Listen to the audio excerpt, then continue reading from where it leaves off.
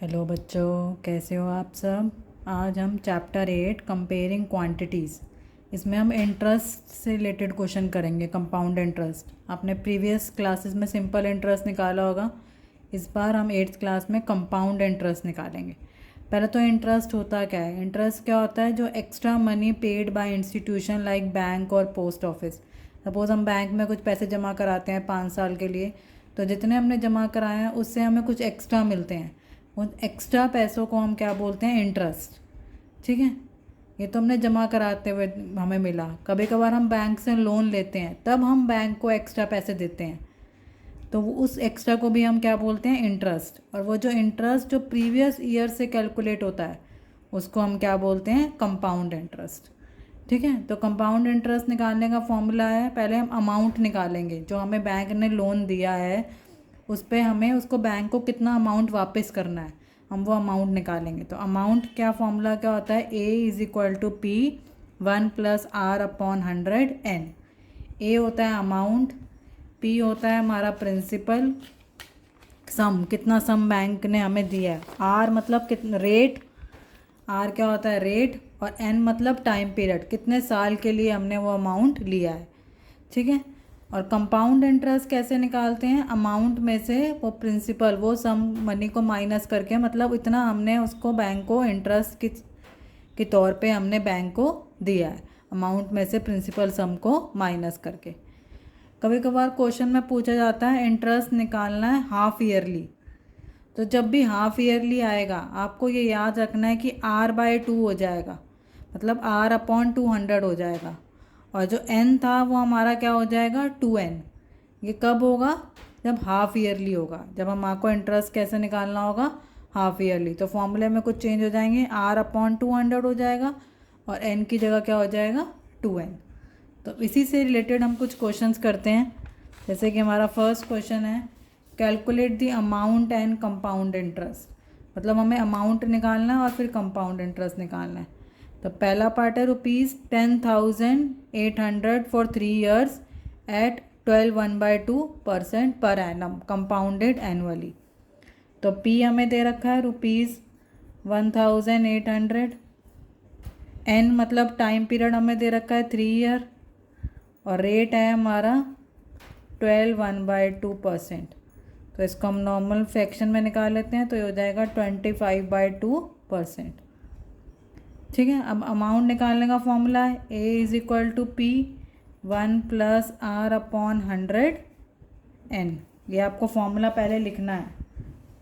तो A P कितना है हमारा? 10,800, आर है हमारा 25/2, तो ये 200 हो जाएगा, और एन हमारा क्या है? 3 ईयर्स का है।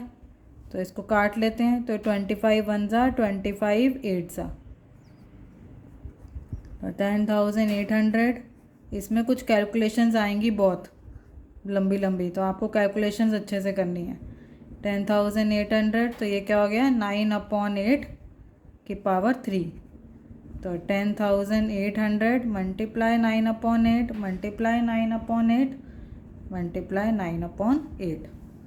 ठीक है, अब ये कुछ 8 से तो डायरेक्ट कटेगा नहीं, तो इसको हम 4 के टेबल से काटते हैं पहले। तो 4 के टेबल से काटेंगे तो कुछ आ जाएगा हमारे पास 2700। अब इसको 2 के टेबल से काट लेते हैं, 2 1 ज़ा, तो ये आ जाएगा हमारे पास 1350। फिर इसको 2 के टेबल से काट लेते हैं, ये आ जाएगा हमारे पास 675। ठीक है, 675। तो हमारे पास क्या आ गया अमाउंट? 675 मल्टीप्लाई 9 मल्टीप्लाई 9 मल्टीप्लाई 9, तो 9 मल्टीप्लाई 9 मल्टीप्लाई 9 होता है 729 अपॉन नीचे क्या बच गया? यहाँ 2 के टेबल से काटा जाए तो 8 4 ज़ा क्या हो गया? 32। ठीक है, तो जब हम इसको पूरा सॉल्व करेंगे तो हमारे पास आ जाएगा 15,377.34। ठीक है, तो ये आ गया हमारा अमाउंट। ठीक है, तो ये हो गया हमारा अमाउंट। अब उसने बोला कंपाउंड इंटरेस्ट निकालना है, तो कंपाउंड इंटरेस्ट निकालने का फॉर्मूला क्या है? ए माइनस पी। ठीक है, ए क्या है हमारा 15,377.34 और पी कितना था 10,800। तो हमारा कंपाउंड इंटरेस्ट कितना आ जाएगा, कंपाउंड इंटरेस्ट आ जाएगा हमारा 4577.34। इतना हमने इंटरेस्ट दिया है बैंक को। ठीक है, तो इस तरीके से हम इन क्वेश्चन को सॉल्व करते हैं। थोड़ी कैलकुलेशंस हैं, कैलकुलेशंस आपको अच्छे से करनी पड़ेंगी। ठीक है, आगे चलते हैं। नेक्स्ट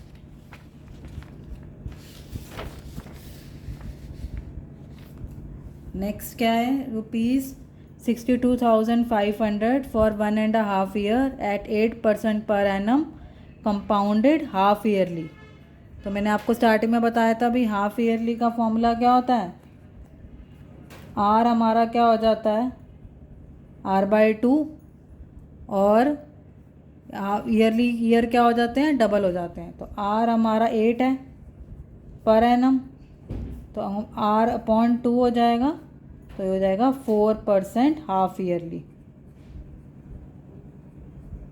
ठीक है, टाइम हमारा क्या है 3/2 ईयर्स। तो ये भी हम, ये टाइम हमारा क्या होता है हाफ ईयरली, 2 से मल्टीप्लाई होता है, तो ये हो जाएगा 3 ईयर्स। हाफ ईयरली कर लिया हमने। हाफ ईयरली में हम उसको टाइम को 2 से मल्टीप्लाई करते हैं और रेट को 2 से डिवाइड करते हैं। तो फॉर्मूला लगाते हैं, A is equal to P 1 + R/100 N। P है हमारा 62,500, 1 + 4/100 3। तो ये कट जाएगा, ये 4 1 ज़ा और ये आ जाएगा 25 पे। ये हो गया 62,500। ये एलसीएम ले लेंगे हम, तो यहाँ आ जाएगा 26/25। ठीक है, तो ये हो जाएगा हमारा 62,500 मल्टीप्लाई 26/25, 26/25, 26/25। अब ये 25 के टेबल से डायरेक्ट कट जाएगा। 625 25 के टेबल में 25 पे आता है। 25 1 ज़ा, यह आ जाएगा 100। 25 1 ज़ा, ये हो जाएगा 4। तो हमारे पास क्या बचा 4 × 26 × 26 × 26। तो जब हम 4 मल्टीप्लाई इसको करेंगे तो हमारा कुछ आंसर आएगा ₹70304। कैलकुलेशंस करनी पड़ेंगी आपको अच्छे से। अब हमें कंपाउंड इंटरेस्ट निकालना है, तो कंपाउंड इंटरेस्ट का फॉर्मूला क्या होता है, A - P। A कितना है 70304 माइनस P कितना है 62500। तो ये आ जाएगा हमारे पास ₹7804। तो ये हो गया हमारा आंसर। ठीक है, ये हो गया हमारा आंसर। आगे नेक्स्ट सी पार्ट, इसमें भी हमारे को P दे रखा है 1 ईयर पर एनम और ये भी हमारा क्या है हाफ ईयरली। ठीक है, तो P हमारा कितना है 10,000। R हमारा क्या हो जाएगा R/2, तो 8/2 4%। और टाइम है हमारा 1 ईयर, तो टाइम क्या होता है 2 से मल्टीप्लाई होता है, तो ये हो जाएगा 2 ईयर। टाइम डबल हो जाता है जब हाफ ईयरली करते हैं। ठीक है, अब फॉर्मूला लगाएंगे, A is equal to P 1 + R/100 N। ठीक है, तो फॉर्मूला लगाएंगे, तो P कितना है हमारा 10,000, R कितना है 4/100 और N कितना है 2। तो ये कट जाएगा, तो ये हो जाएगा 10,000 26/25 2। तो 10,000 मल्टीप्लाई 26/25 मल्टीप्लाई 26/25। तो 25 1 ज़ा 25 4 ज़ा 100 होता है, तो 2 ज़ीरो बच गए।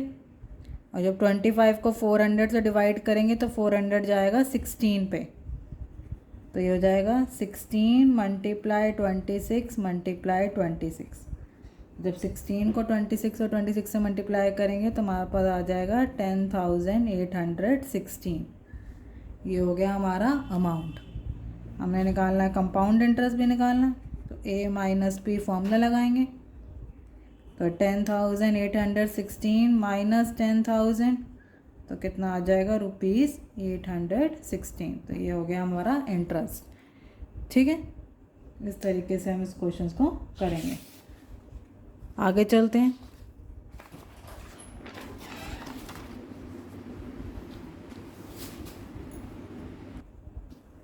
आगे है, Kamala borrowed ₹26,400 from a bank to buy a scooter at a rate of 15% per annum.